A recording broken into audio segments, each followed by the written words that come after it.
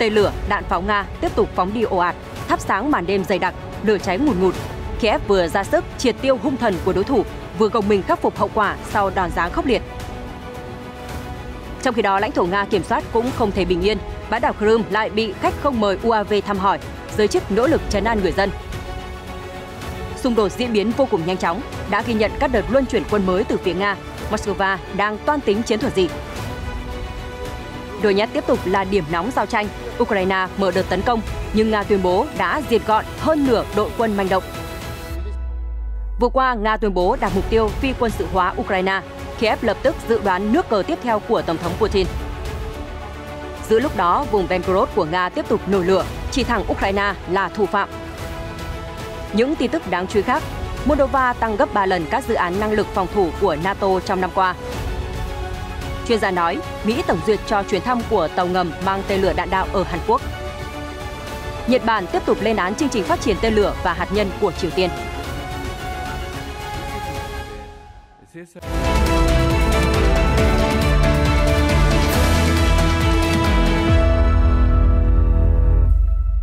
Quý vị đang quay trở lại với chương trình tin quốc tế. Thưa quý vị, chiến trận Đông Âu vẫn ngày đêm bị bom cày đạn sới, tên lửa liên tục được phóng đi, xé toạc các vùng trời. Trong đó, hỏa lực Nga vẫn dồn dập, Ukraine căng mình chống trả. Sky News hôm 19 tháng 6 đưa tin Kiev đã bắn hạ 4 tên lửa hành trình và 4 phương tiện bay không người lái được Moscow tung ra giữa màn đêm dày đặc. Theo một báo cáo của Không quân Ukraine, 4 tên lửa hành trình Khabit đã được phóng từ một tàu ngầm Nga trực chiến ở Biển Đen. Ông Serhiy Brachuk, lãnh đạo Hội đồng Công cộng của chính quyền quân sự khu vực Odessa xác nhận các tên lửa hành trình nhắm mục tiêu vào vùng Odessa nhưng tất cả đã bị phá hủy. Nga cũng phóng 4 UAV Shahed 136, 131 từ bờ đông của biển Azov. Sáng ngày 19 tháng 6, theo giờ địa phương, Thống đốc vùng Dnipropetrovsk báo cáo có 4 phương tiện bay không người lái của Nga đã bị bắn hạ ở khu vực. Trước đó, Ukrinform đưa tin, Hải quân của lực lượng vũ trang Ukraine báo cáo có 5 tàu chiến Nga đang nhận nhiệm vụ chiến đấu ở Biển Đen, trong đó có 2 tàu mang tổng cộng 16 tên lửa hành trình Khabit. Ngoài ra, Hải quân Ukraine cập nhật có 1 tàu chiến Nga hiện diện ở biển Azov, 8 tàu trực chiến ở Địa Trung Hải, trong đó có 1 tàu mang tổng cộng 16 tên lửa hành trình Khabit. Theo báo cáo của Ukrinform, Không quân Ukraine đã cảnh báo về nguy cơ Nga có thể sử dụng tên lửa đạn đạo tấn công các khu vực Dnipropetrovsk, Zaporizhia và Donetsk.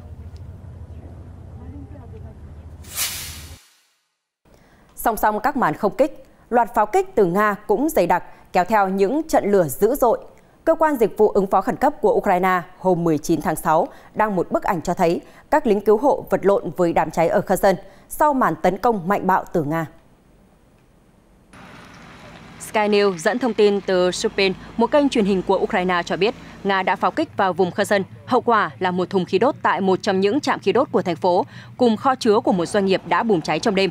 3 đơn vị cứu hỏa gồm thiết bị và 15 nhân viên thuộc dịch vụ ứng phó khẩn cấp của Ukraine đã đến hiện trường vụ cháy. Serhiy Kursk, lãnh đạo cơ quan dịch vụ khẩn cấp Ukraine nói, lực lượng cứu hộ đồng thời cũng dập tắt nhiều đám cháy khác trong thành phố trước mối đe dọa khu vực sẽ bị pháo kích liên tục. Kể từ tháng 10 năm ngoái, Nga đã liên tục tiến hành các vụ không kích và pháo kích vào các cơ sở hạ tầng quan trọng của Ukraine.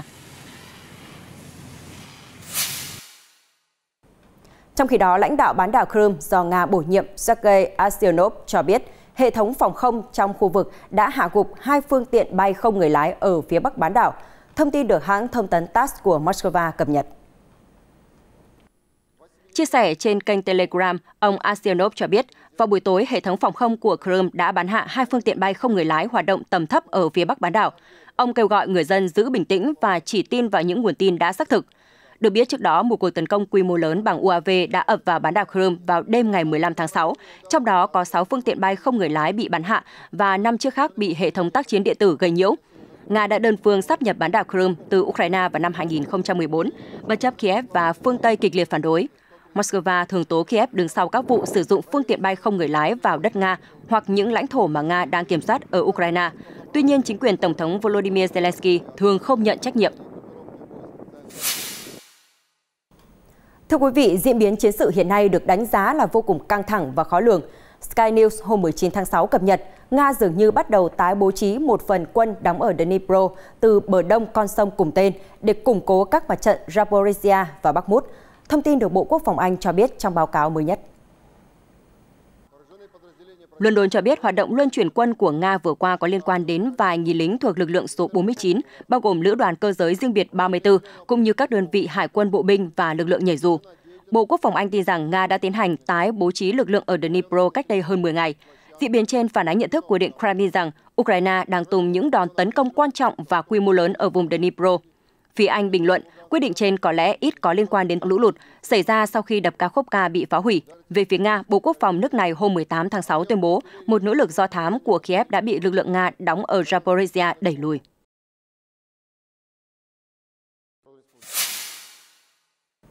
Ở hướng Nam Donetsk, phát ngôn viên Bộ Quốc phòng Nga nói với Sputnik hôm 19 tháng 6 rằng các lực lượng Ukraine nỗ lực tiến công ở khu vực này đã mất hơn nửa quân số. Trong tuyên bố mới nhất, phát ngôn viên Bộ Quốc phòng Nga nói, ở hướng Nam Donetsk, các đơn vị nhỏ thuộc lực lượng Vostok với sự hỗ trợ của pháo binh và máy bay đã giáng hỏa lực mạnh mẽ vào lực lượng Ukraine cố tiến hành chiến dịch tấn công trong khu vực. Các đơn vị súng trường cơ giới Nga đã chặn 2 đợt phản kích của kẻ thù trong khu vực Novodonetsk. Người phát ngôn cập nhật, một xe tăng, nhiều phương tiện chiến đấu bọc thép và hơn nửa lực lượng nhận nhiệm vụ tấn công nói trên của Ukraine đã bị tiêu diệt. Nga vừa qua cũng tuyên bố cản phá lực lượng Ukraine nỗ lực giành lại ngôi làng Novodonetsk ở phía đông vùng Donetsk, nơi Kiev tập trung tung các đòn phản công dữ dội gần đây.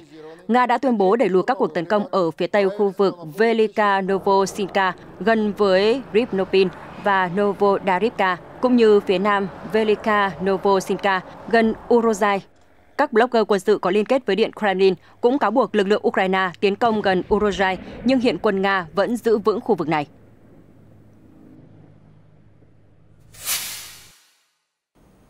Giữa lúc các màn giao tranh vẫn tàn khốc và không bên nào có dấu hiệu chùn bước, Điện Kremlin tuyên bố Nga gần như đã đạt được mục tiêu phi quân sự hóa Ukraine khi Kiev ngày càng ít sử dụng vũ khí của mình. Trước thông điệp trên của Nga, Ngoại trưởng Ukraine Dmytro Kuleba dự đoán bước tiếp theo, Tổng thống Vladimir Putin sẽ tìm cách giải thích với công dân Nga lý do Moscow để mất bán đảo Crimea và những lãnh thổ giành được từ Ukraine trong chiến dịch đặc biệt. Thông điệp phi quân sự hóa nói trên được phát ngôn viên Điện Kremlin Dmitry Peskov đưa ra trong cuộc phỏng vấn với truyền hình Nga RT hôm 17 tháng 6. Cụ thể, ông Peskov nói rằng quân đội Nga đã phá tung phần lớn hệ thống vũ khí mà Ukraine tự sản xuất, buộc Kiev phải lệ thuộc vào nguồn khí tài phương Tây. Vị phát ngôn viên tuyên bố Ukraine đã được vũ trang ở mức cao khi xung đột bắt đầu và như Tổng thống Nga Vladimir Putin nói hôm 17 tháng 6, một trong những mục tiêu của chúng tôi là phi quân sự hóa Ukraine. Trên thực tế, mục tiêu này đã hoàn thành. Ông Peskov nói thêm rằng Ukraine đang ngày càng ít sử dụng vũ khí của mình và chuyển sang dùng khí tài do các nước phương Tây cung cấp, chủ yếu là Mỹ và các thành viên NATO. Ukrainska Pravda đưa tin hôm 18 tháng 6, Ngoại trưởng Ukraine dự đoán Tổng thống Putin sẽ tuyên bố đạt được tất cả mục tiêu trong chiến dịch quân sự đặc biệt, rằng Ukraine sẽ không thể tấn công Nga và bán đảo Crimea, không còn tạo gánh nặng ngân sách cho Điện Kremlin. Ông Kuleba phân tích thêm, trong khi Tổng thống Putin có thể tiến hành các nước ở trên, chế độ phát xít vẫn tồn tại ở Nga và số tổn thất về quân và khí tài của nước này ở mặt trận Ukraine vẫn sẽ là bí mật. Lý do là những con số này sẽ tố giác Nga đã làm điều gì sai trái. Và cuối cùng, để thông điệp trở nên mạnh mẽ hơn, ông Putin có thể tuyên bố Nga vẫn sẽ hùng mạnh hơn bao giờ hết. Vị Ngoại trưởng nhấn mạnh, Ukraine đã đúng khi nói với các đối tác rằng Tổng thống Putin sẽ giải thích với người dân Nga vì sao để mất bán đảo Crimea và những lãnh thổ giành được từ Ukraine. Từ đó, ông Kuleba khẳng định, điều quan trọng đối với các đối tác của Ukraine là không lo sợ những thay đổi trên toàn cầu và không ngừng hỗ trợ cho Kiev. Cuộc sống không có nước Nga hiện đại là điều có thể. Và chúng ta tiếp tục làm việc để cung cấp thêm vũ khí mới cho lực lượng phòng thủ Ukraine, thắt chặt các liên minh quốc tế để ủng hộ công thức hòa bình của Kiev, cùng khôi phục Ukraine mỗi ngày. Tất cả điều đó sẽ đến. Hiện Nga chưa đưa ra phản hồi về nhận định của Ngoại trưởng Ukraine.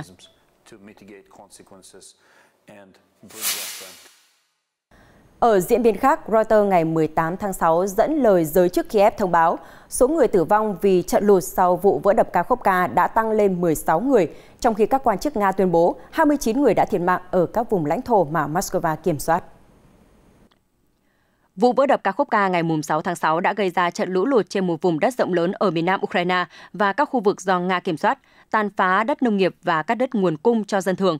Hơn 3.600 người đã được sơ tán khỏi các khu vực bị ngập lụt ở Kherson và Mykolaiv, trong khi 31 người vẫn mất tích và khoảng 1.300 ngôi nhà bị ngập nước. Bộ Nội vụ Ukraine thông báo trên kênh Telegram vào cuối ngày 17 tháng 6. Andrei Alexeyenko, người đứng đầu chính quyền do Nga kiểm soát ở vùng Kherson cho biết trên Telegram, số người thiệt mạng đã tăng lên 29 người. Ukraine cáo buộc Nga cho nổ tung con đập nằm trên khu vực do Nga kiểm soát sau khi xung đột nổ ra hồi năm 2022. Theo Reuters, một nhóm các chuyên gia pháp lý quốc tế hỗ trợ các công tố viên Ukraine trong cuộc điều tra cho biết các phát hiện sơ bộ hôm 16 tháng 6 chỉ ra vụ vỡ đập ở Kherson rất có thể là do chất nổ mà Nga cài đặt. Trước đó, Điện Kremlin cáo buộc Ukraine phá hủy đập thủy điện nhằm cắt nguồn nước chính cho Crimea và đánh lạc hướng Nga khỏi cuộc phản công của Kiev.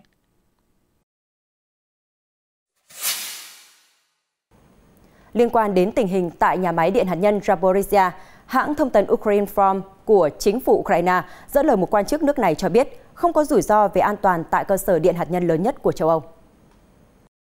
Ông Yuri Malasko, thống đốc vùng Zaporizhia do Ukraine bổ nhiệm cho biết, mực nước tại hồ chứa Kakhovka, nơi cung cấp nước cho hệ thống làm mát của nhà máy Zaporizhia, tiếp tục giảm mạnh sau khi đập cùng tên bị vỡ vào 2 tuần trước. Tuy nhiên, nguồn cung cấp nước từ các giếng gần nhà máy điện vẫn ổn định. Chúng giúp duy trì mực nước của ao làm mát tại nhà máy ở mức bình thường. Hôm 19 tháng 6, Nga cho biết, đỉnh lũ ở các khu vực mà nước này kiểm soát tại Kherson đã qua. Lũ tại thành phố Novakakhovka và một số nơi khác gần nhà máy thủy điện này đã rút hoàn toàn. Tổng cộng có 23.000 tòa nhà bị ngập lụt. Trong 24 giờ qua, mực nước của hồ chứa Kakhovka đã giảm hơn 4 mét và dần cạn. Tình trạng khẩn cấp đã được áp đặt tại các khu vực Kherson do Nga kiểm soát, với gần 8.000 cư dân được sơ tán.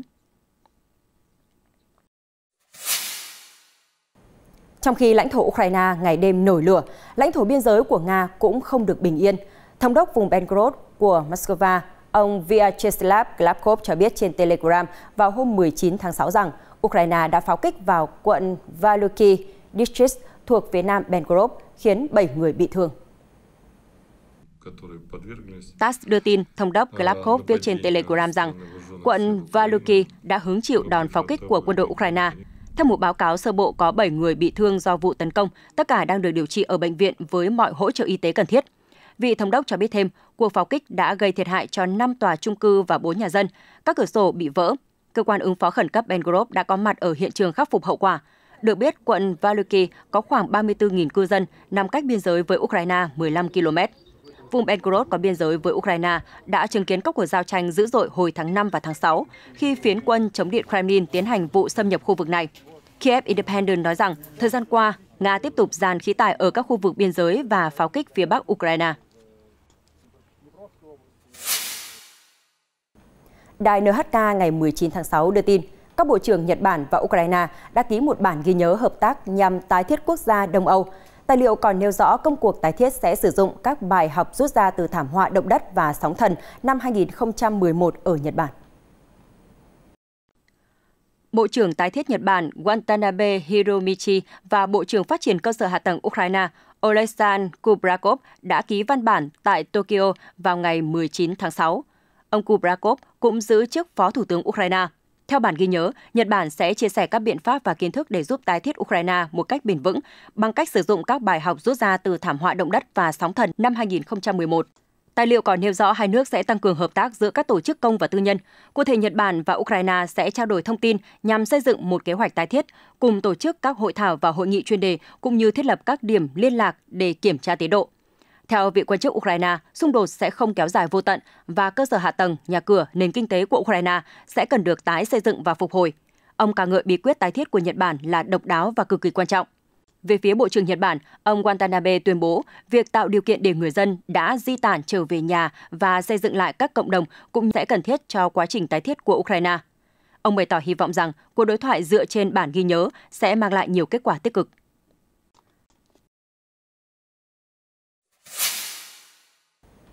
Tiếp tục cập nhật những diễn biến đáng chú ý khác, Tổng thống Moldova nhiều lần tuyên bố quốc gia Đông Âu sẽ từ bỏ lập trường trung lập để bước vào NATO.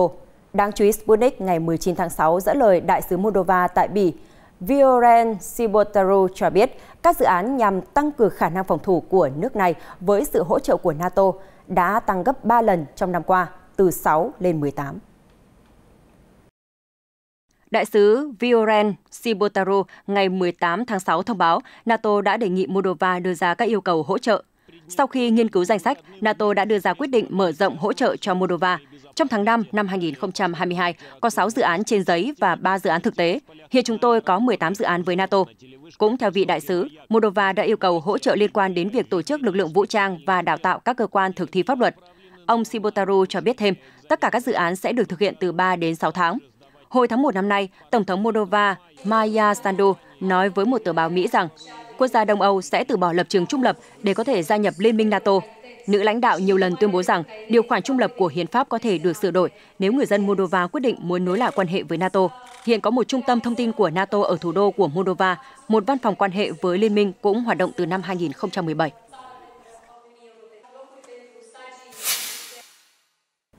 Tại khu vực châu Á, tàu ngầm hạt nhân trang bị tên lửa dẫn đường USS Michigan của Mỹ hôm 16 tháng 6 đã cập cảng Hàn Quốc lần đầu tiên trong 6 năm. Theo giới phân tích, động thái giống như một buổi tổng duyệt cho chuyến thăm sắp tới của tàu ngầm hạt nhân mang tên lửa đạn đạo Mỹ. Sự xuất hiện của chiến hạm diễn ra trong bối cảnh căng thẳng địa chính trị do các vụ thử vũ khí của Triều Tiên vào thời điểm Seoul và Washington đang tăng cường hợp tác quân sự nhằm đối phó với Bình Nhưỡng, theo Nikkei Asia. USS Michigan là tàu ngầm lớp Ohio, được biên chế vào năm 1982 như một tàu ngầm mang tên lửa đạn đạo chạy bằng năng lượng hạt nhân. Tàu chiến phục vụ nhiều năm như một phần của lực lượng răn đe hạt nhân của Mỹ. Đến năm 2007, USS Michigan là một trong 4 tàu lớp Ohio được chuyển đổi thành tàu ngầm tên lửa dẫn đường chạy bằng năng lượng hạt nhân. Một quan chức Hải quân Mỹ đã xác nhận với Nikkei Asian rằng tuyên bố Washington được ký giữa Tổng thống Mỹ Joe Biden và người đồng cấp Hàn Quốc Yoon suk yeol vào tháng 4 chỉ ra, trong tương lai, Hoa Kỳ sẽ tăng cường hơn nữa khả năng hiện diện của các vũ khí chiến lược đối với bán đảo Triều Tiên, bằng chứng là chuyến thăm của tàu ngầm hạt nhân mang tên lửa đạn đạo của Mỹ tới Hàn Quốc.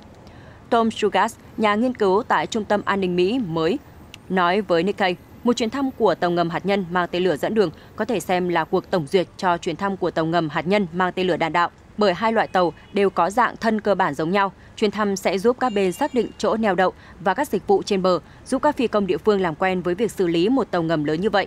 Hiện vẫn chưa rõ tàu ngầm mang tên lửa đạn đạo đến Busan có mang theo vũ khí hạt nhân chiến lược hay không. Tuy nhiên, theo Masashi Murano, thành viên tại nhóm chuyên gia cố vấn của Viện Hudson, việc ghé cảng của chiến hạm cũng tiềm ẩn nhiều rủi ro, chẳng hạn như tạo ra cơ hội để các đối thủ thu thập thông tin tình báo. Yoji Koda, Phó Đô đốc đã nghỉ hưu của lực lượng phòng vệ hàng hải Nhật Bản, nói với Nikkei rằng Hải quân Mỹ có thể sẽ đưa thêm một tàu ngầm tên lửa đạn đạo đến khu vực để phục vụ như một lực lượng răn đe hạt nhân.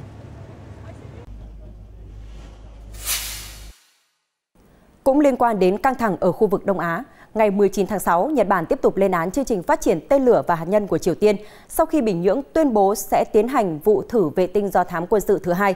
Nỗ lực đầu tiên của Triều Tiên vào ngày 31 tháng 5 đã thất bại. NHK đưa tin ngày 19 tháng 6, Chánh Văn phòng Nội các Nhật Bản Matsuno Hirokazu nói với báo giới rằng động thái của Triều Tiên là không thể dung thứ bởi nó đe dọa đến hòa bình và an ninh của Nhật Bản cũng như cộng đồng quốc tế. Theo ông Matsuno, Nhật Bản sẽ tiếp tục làm tất cả những gì có thể để thu thập và phân tích thông tin cần thiết cũng như theo dõi tình hình. Ông tuyên bố Nhật Bản sẽ hợp tác với Mỹ, Hàn Quốc và cộng đồng quốc tế nhằm thúc đẩy việc thực hiện đầy đủ các nghị quyết liên quan tới Hội đồng Bảo an Liên Hợp Quốc về phi hạt nhân hóa Triều Tiên.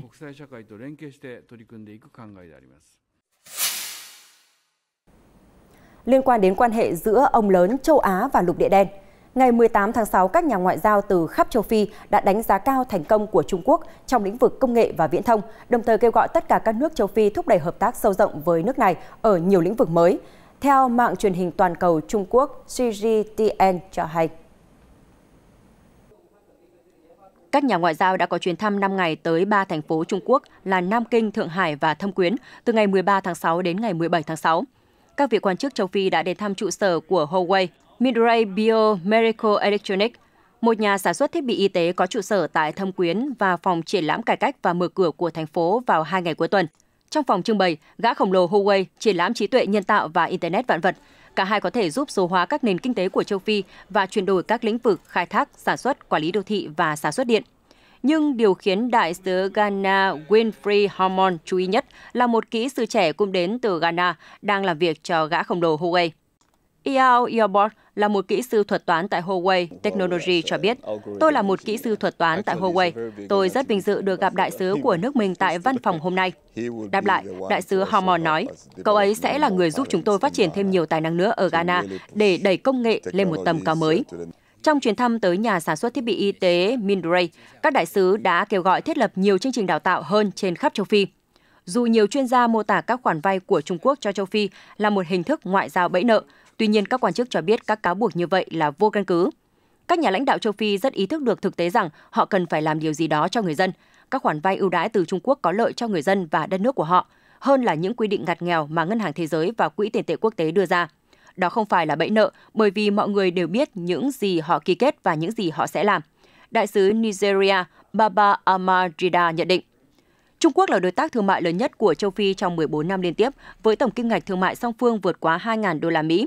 Hợp tác đang được mở rộng từ các lĩnh vực truyền thống như cơ sở hạ tầng và xóa đói giảm nghèo sang các lĩnh vực mới như kết nối kỹ thuật số, năng lượng xanh và hàng không vũ trụ. Theo CGTN, nhiều thỏa thuận dự kiến sẽ được ký kết tại Triển lãm Thương mại và Kinh tế Trung Quốc châu Phi vào cuối tháng này.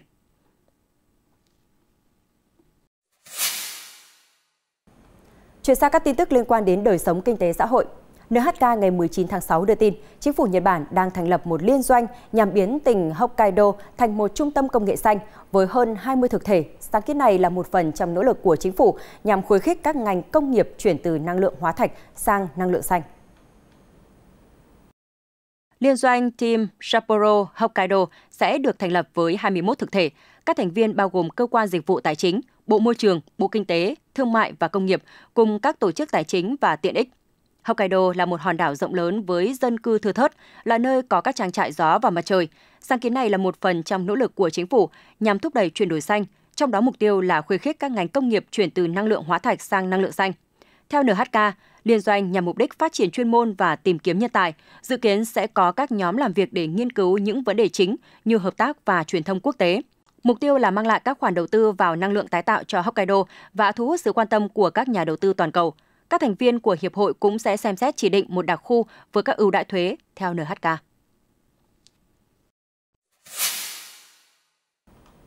Còn tại Bắc Phi, Reuters dẫn lời người dân cho biết lệnh ngừng bắn kéo dài 72 tiếng nhằm xoa dịu cuộc xung đột đã kéo dài 2 tháng giữa hai phe quân sự đối địch ở Sudan đã đem lại cho thủ đô Khartoum khoảng thời gian yên tĩnh hiếm hoi sau khi các trận chiến và không kích xé toạc vùng trời xuyên đêm trước đó.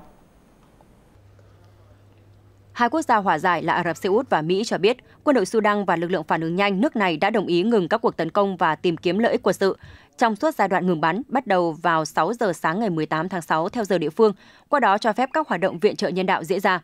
Đáng nói là trước đó đã có nhiều lệnh ngừng bắn thất bại do các bên không hoàn toàn chấm dứt giao chiến. Theo Reuters, cuộc tranh giành quyền lực giữa hai phe phái quân sự Sudan đã biến thủ đô Khartoum thành một vùng chiến sự với nạn cướp bóc, khói lửa giao tranh, sau đó bùng phát ở nhiều khu vực khác và gây ra tình trạng leo thang bạo lực tột độ ở Darfur, phía Tây Sudan. Vài giờ trước khi giai đoạn ngừng bắn bắt đầu, các nhân chứng Reuters cho biết các cuộc đụng độ và pháo kích đã xảy ra ở nhiều khu vực thuộc Khartoum và Omdurman, một trong hai thành phố lân cận thủ đô. Tình hình ở Khartoum đã lắng xuống, đặc biệt là sau khi các cuộc không kích bùng phát vào tối ngày 17 tháng 6. Nó thật khủng khiếp. Salaheddin Ahmed, một người dân 49 tuổi chia sẻ với Reuters qua điện thoại vào sáng ngày 18 tháng 6. Ông hy vọng lệnh ngừng bắn có thể mở đường để kết thúc xung đột. Chúng tôi mệt, chiến tranh, chết chóc, trộm cắp đã quá đủ rồi, ông nói. Ngày 18 tháng 6, Đức, Qatar, Ả Rập Xê Út, Ai Cập và Liên Hợp Quốc chủ trì một hội thảo ở Geneva nhằm tìm kiếm các cam kết viện trợ nhân đạo cho Sudan. Liên Hợp Quốc nói rằng hơn nửa triệu dân số trong số 49 triệu người dân Sudan hiện cần có các hỗ trợ nhân đạo với khoảng 3 tỷ đô la Mỹ cho đến cuối năm. Ngoài ra còn cần gần 500 triệu đô la Mỹ để giúp đỡ những người tị nạn do xung đột. Được biết đã có hơn 500.000 người chạy trốn sang các nước láng giềng Sudan, nâng tổng số người di tản trên toàn cầu lên gần 1,7 triệu. Ở diễn biến đáng chú ý khác, Bộ Tài chính Israel hôm 18 tháng 6 cho biết nước này sẽ xây dựng tuyến cáp quang dài 254 km giữa Địa Trung Hải và Biển Đỏ để tạo ra liên kết xuyên suốt giữa châu Âu với các quốc gia vùng vịnh và châu Á. Tập đoàn năng lượng thuộc sở hữu nhà nước EIPC sẽ xây dựng tuyến cáp quang dọc theo một ống dẫn dầu hoạt động khắp Israel nối từ cảng Địa Trung Hải, Ashkelon đến cảng Eilat nằm ở phía bắc Biển Đỏ. Bộ Tài chính Israel cho biết trong một tuyên bố. Giám đốc điều hành EIPC Isaac Levy nói rằng dự án sẽ định vị Israel là một cầu nối liên lạc trên bộ giữa các quốc gia vùng vịnh và châu Á đến châu Âu. Các cáp quang mới sẽ nối lại các cáp ngầm tiếp cận những bờ biển của Israel. Mọi công ty viễn thông được cấp giấy phép ở Israel có thể tiếp cận các tuyến cáp nói trên theo hợp đồng thuê 25 năm. EIPC, công ty đường ống Á Âu, đã cung cấp đường ống của họ như một lựa chọn thay thế cho việc vận chuyển qua kênh đảo Suez. Các nhóm bảo vệ môi trường từ lâu đã gọi những tuyến đường ống đó là mối nguy lớn. Vào năm 2024, một đường ống đã bị vỡ và nhấn chìm một khu bảo tồn thiên nhiên sa mạc với 5 triệu lít dầu. Bộ Quốc phòng nói rằng tuyến cáp quang dọc theo đường ống sẽ giúp theo dõi mọi thay đổi về địa hình và phát hiện những rủi ro tiềm ẩn.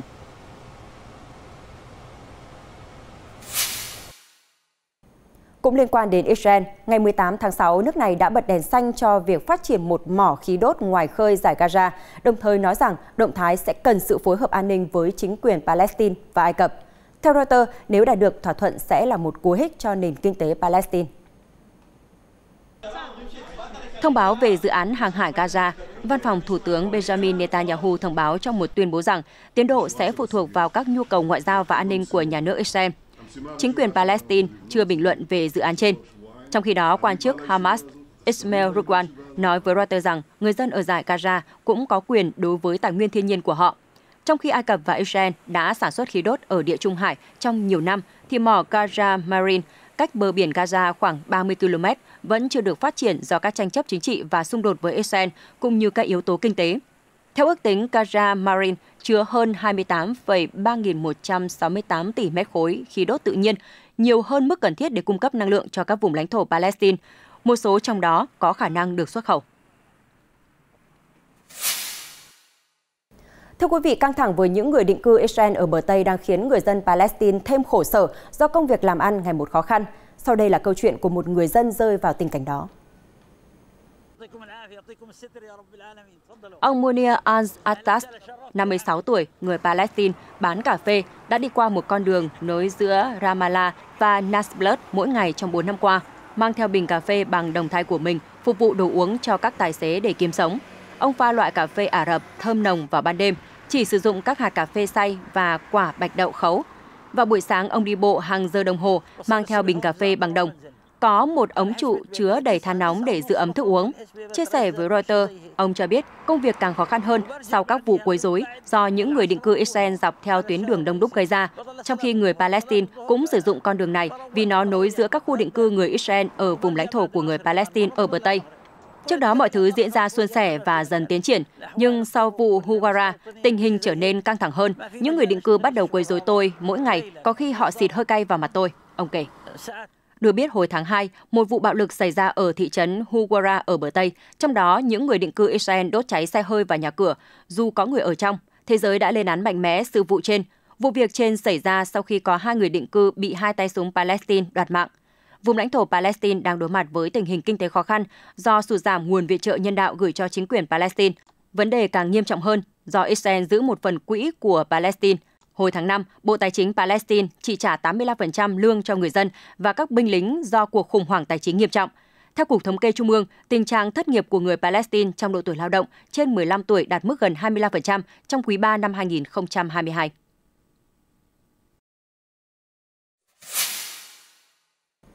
Liên quan đến vụ cựu thủ hiến Scotland Nicola Sturgeon bị điều tra về tài chính của Đảng Dân tộc Scotland SNP, Reuters cho biết hôm 18 tháng 6, nữ quan chức đã tái khẳng định bà không làm gì sai sau vụ bị cảnh sát bắt vào một tuần trước.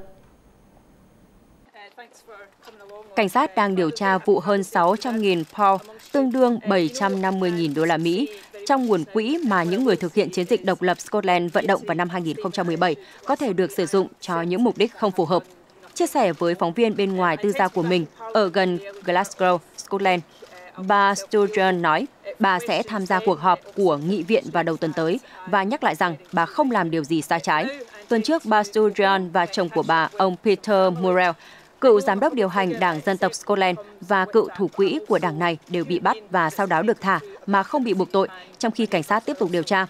Vụ bắt giữ bà Sturgeon đánh dấu một sự thất bại nghiêm trọng đối với một chính trị gia từng là lãnh đạo chính phủ bán tự trị của Scotland trong hơn 8 năm, cho đến khi bà tuyên bố từ chức vào đầu năm nay. Tổ chức từ thiện Tây Ban Nha Open Arms cho biết đã giải cứu 117 người di cư chen chúc trên chiếc thuyền gỗ lênh đênh từ Libya. Đây là chuyến vượt biển Địa Trung Hải nguy hiểm mới nhất gần đây. Reuters hôm 19 tháng 6 đưa tin những người di cư được giải cứu vẫn nuôi hy vọng được đưa đến cảng Livorno của Ý. Open Arms tuyên bố trong số những người vừa được cứu có 25 phụ nữ và một trẻ em 3 tuổi. Những người di cư chủ yếu đến từ Eritrea, Sudan và Libya. Chiến dịch giải cứu diễn ra ở vùng biển quốc tế cách 30 km so với bờ biển Libya sau khi con thuyền rời cảng Sabratha trong đêm tối. một phát ngôn viên của tổ chức từ thiện cho biết. Tuần trước, một vụ đắm thuyền ở Hy Lạp đã khiến ít nhất 78 trong số hàng trăm người chen chúc trên một thuyền đánh cá thiệt mạng. Vụ việc thêm lần nữa gióng lên cảnh báo về những hậu quả khủng khiếp từ việc hàng nghìn người di cư liều mình vượt biển mỗi năm để thoát khỏi đói nghèo và xung đột ở châu Phi cũng như Trung Đông.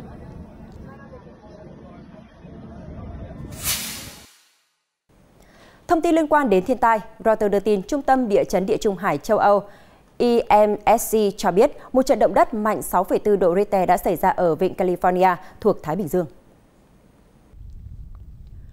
Cơ quan phòng vệ dân sự Mexico xác nhận thông tin và cho biết chưa có báo cáo về thiệt mạng ở các khu vực bị ảnh hưởng bởi trận động đất.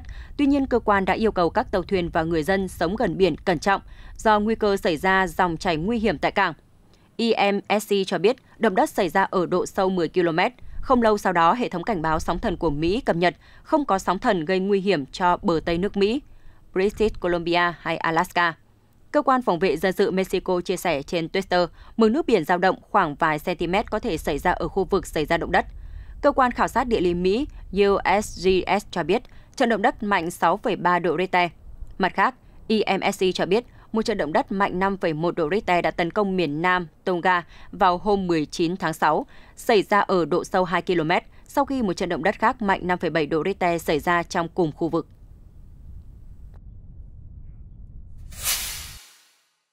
Đài CCTV đưa tin đặc khu hành chính Macau của Trung Quốc ngày 17 tháng 6 đã khởi động cuộc đua thuyền rồng quốc tế để chào mừng lễ hội Đoan Ngọ, dự kiến diễn ra vào ngày 22 tháng 6 năm nay. Tổng cộng có 138 đội thuyền rồng được mời tham gia cuộc thi.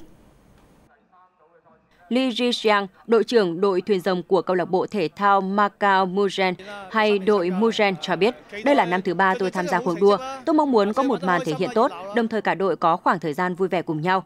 Trong khi đó, đội trưởng đội thuyền rồng nữ tại trường Xinhua, Wu Yuanxuan chia sẻ, chúng tôi là đội thuyền rồng nữ đầu tiên đến từ một trường cấp 2 và đây là lần đầu tiên chúng tôi tham gia giải đua này. Tôi nghĩ rằng cuộc đua thuyền rồng là một môn thể thao đồng đội, cần sự hợp tác và đoàn kết, có thể rèn luyện khả năng phối hợp. Chúng tôi hy vọng có thể trèo cùng tốc độ và hoàn thành tốt vòng thi. Cuộc đua năm nay bao gồm nhiều cuộc thi, trong đó có cuộc đua thuyền rồng nhỏ Macau và cuộc đua thuyền rồng tiêu chuẩn Macau được tổ chức riêng vào các ngày khác nhau. Vào đúng ngày lễ hội Đoan Ngọ 22 tháng 6, cuộc đua thuyền rồng tiêu chuẩn quốc tế Macau với đường dài 500m sẽ được tổ chức. Chủ tịch Cục Thể thao của chính quyền Macau tuyên bố, trong năm nay cũng sẽ diễn ra giải Hồng Kông Macau Trophy, cuộc đua thuyền rồng giữa hai thành phố Macau và Hồng Kông. Lễ hội Đoan Ngọ được tổ chức với cuộc đua thuyền rồng, di sản văn hóa phi vật thể Trung Quốc và bánh bao gạo nếp. Tin tức vừa rồi đã kết thúc bản tin ngày hôm nay. Cảm ơn sự quan tâm theo dõi của quý vị. Xin kính chào và hẹn gặp lại.